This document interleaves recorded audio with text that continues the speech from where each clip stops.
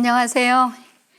오늘은 10월 7일 날마다 주께로 큐티집 100페이지입니다. 성경 본문은 신약성경 누가복음 6장 12절로 26절 말씀이고요. 이 말씀을 가지고 하늘의 복을 받기에 충분한 자라는 제목으로 큐티 가이드를 시작하겠습니다.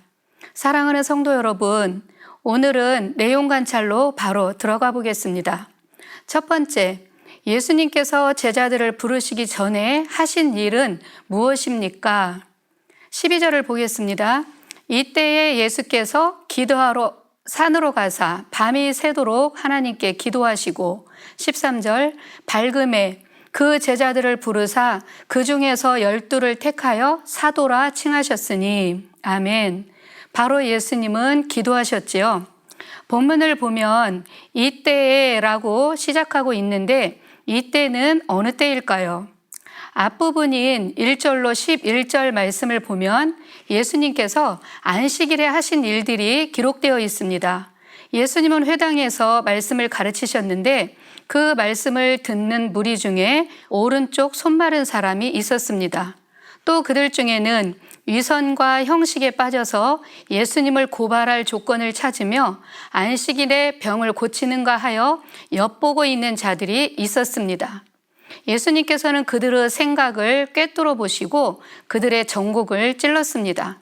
얘들아, 안식일에 선을 행하는 것과 악을 행하는 것, 생명을 살리는 것과 죽이는 것, 과연 어느 것이 옳으냐라고 물으셨지요. 그러면서 그 손 마른 사람을 일으켜 세우고 고쳐주셨습니다.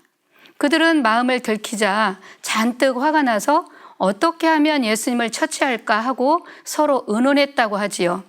이렇게 병을 고치시는 예수님을 보면서 신기하고 놀라워하는 사람들과 예수님을 책잡으려는 바리새인과 서기관들, 그 무리들이 뒤엉켜 요란했던 때입니다. 그때의 예수님은 그 무리들을 아랑곳하지 않고 당신의 할 일을 하시기 위해 그들을 다 뒤로 하고 산으로 가셨습니다. 왜 가셨을까요? 바로 기도하시기 위함이었고 예수님은 밤이 새도록 기도하셨습니다.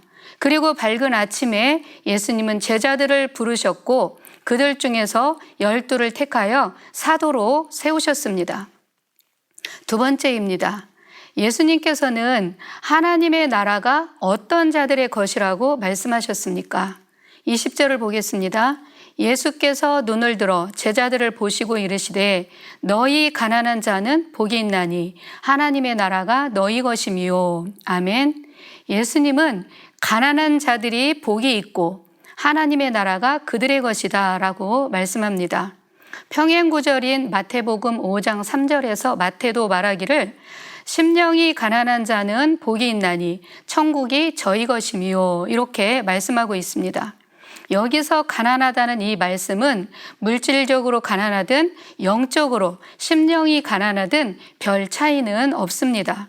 왜냐하면 그 당시 예수님 주변에 몰려들었던 사람들 중에는 부한 자와 건강한 자, 상류층에 있는 권세 있는 자들은 거의 없고 대부분 가난하고 병들고 소외된 자들이 몰려 있었기 때문입니다.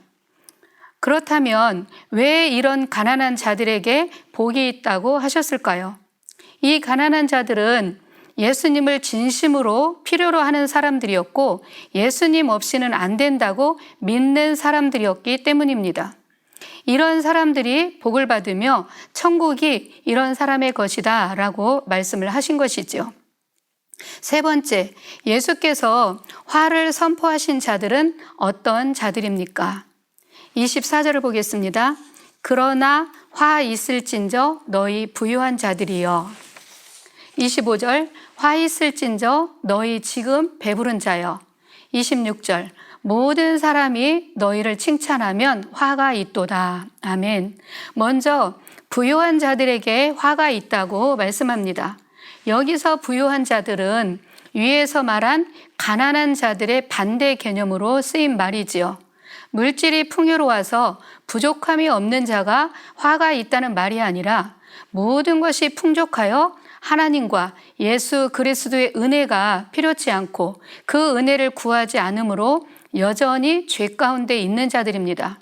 그리고 자신들이 가지고 있는 부와 재능, 힘과 권력을 이용하여 가난한 자들을 압제하며 복음 사역을 방해하는 자들이지요.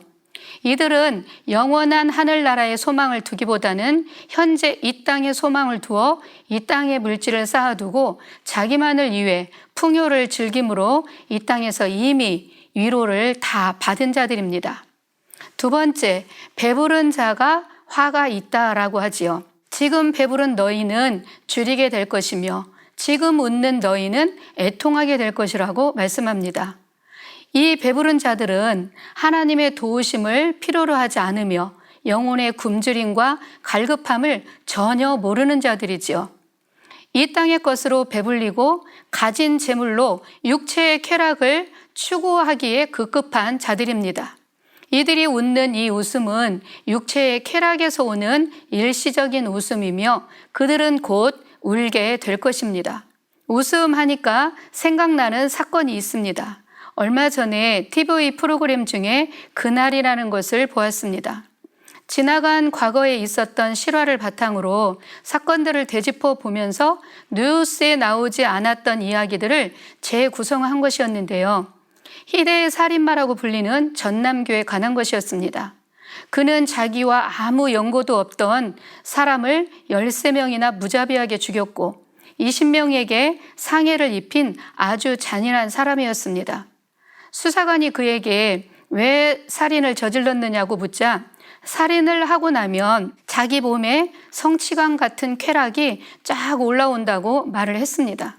그리고 자기의 행적을 아무 동요 없이 마치 추억하듯이 덤덤하게 털어놓으며 현장 검증을 마치고 차에 올라탔습니다.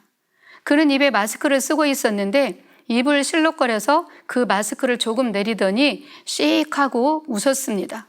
그 웃음이 카메라에 순간 포착된 것이었는데 그 웃음을 보면서 소름이 돋았습니다. 그런 엄청난 죄악을 저지르고도 죄책감이나 죄송한 마음을 갖는 것이 아니라 오히려 자기의 쾌락만을 추구하는 전형적인 사이코패스의 웃음이었지요. 그런 웃음이 이 세상 어디 그 한 사람뿐일까요? 이 세상에는 남이야 죽든 말든 오직 자기의 유익과 쾌락만을 추구하며 자기의 행복과 자기의 배만을 위해 사는 사람들이 넘쳐난다는 게 가슴 아픈 현실입니다. 세 번째, 모든 사람에게 칭찬 듣는 자가 화가 있다라고 말씀합니다. 그들의 조상들이 거짓 선지자들에게 이와 같이 행했다고 하지요. 귀에 듣기에 달콤한 말로 자기 비위를 맞추는 사람을 싫다고 하는 사람은 별로 없을 것입니다.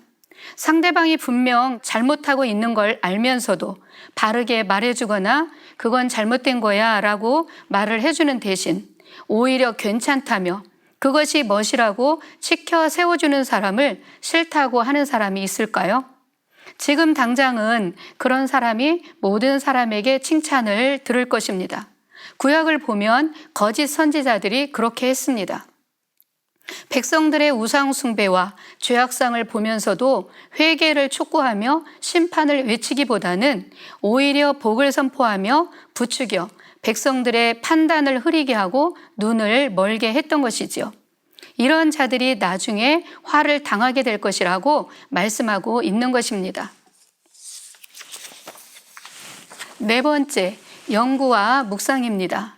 사랑하는 성도 여러분, 예수님께서 제자들에게 특별히 교훈하신 내용의 특징들이 주님의 사명을 감당하는 자들에게 어떤 의미를 주는지 묵상해 봅시다. 예수님이 제자들을 불러내 당신의 일을 맡기실 때 그 제자들은 나름 이 땅에서의 큰 보상과 상급을 기대했을 것입니다. 그러나 예수님은 그들의 기대와는 달리 오히려 사명감이 없이는 감당하기 어려운 말씀들을 하셨습니다. 20절로 26절 말씀을 보면 제자로서 일을 감당하다 보면 이 땅에서는 가난하게 될 것이고 줄이게 될 것이며 예수님을 믿고 전하는 것 때문에 세상 사람들에게 미움을 당하고 욕을 먹으며 배척당하며 울게 될 것이라고 말씀하셨습니다. 그러나 종국적으로는 하나님께서 다 아시고 장차 갚아주실 것이니 참고 견디며 주님의 일을 잘 감당하라고 말씀하신 것이지요. 5번째, 삶의 적용입니다. 나의 삶에서 예수님을 믿음으로 주어진 축복이 무엇인지 헤아려보고 세상의 불의함과 고통을 대응할 힘과 능력을 예수님의 말씀으로 비축하고 있는지 생각해 봅시다. 세상을 살면서 당하는 문제와 고통이 아무리 크다 할지라도 주님께 받은 은혜가 확실하고 주님의 말씀이 내 안에 분명하다면 우리는 거뜬히 이겨낼 줄 믿습니다. 마지막으로 말씀 한 구절을 읽고 마치겠습니다. 갈라디아서 6장 9절을 보면 우리가 선을 행하다가 낙심하지 말지니 포기하지 아니하면 때가 이름에 거두리라. 아멘. 오늘도 주님 은혜 안에서 주님이 말씀하신 선을 행함으로 모두가 승리하는 하루가 되시기를 바랍니다. 아멘.